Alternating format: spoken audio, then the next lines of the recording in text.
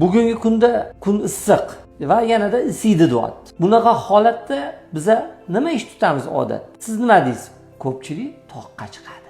Ko'pchilik shu basseynga, soy bo'yiga, suv bo'ylariga borishadi. Endi bulardan bitta beradigan savollardan bittasi orib turgan quloq bilan yoki oqayotgan quloq yoki qachonlardir oqqan quloq bilan basseynga tushish mumkinmi? Agar qulog'ingizda sizda hozirgi paytda yo bolangizda o'tkir yallig'lanish ketayotgan bo'lsa, bu mumkin emas. Aslo mumkin emas. Bu kasallikning og'irlashiga sabab bo'ladi.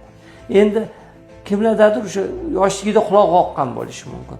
Bunaqa insonda birinchi o'rinda o'zi lor doktorga uchrashi kerak. Agar nog'ora pardasida teshik bo'ladigan bo'lsa, yog'li paxtalar qo'yish yoki hozirgi kunda maxsus tiqinlar bor.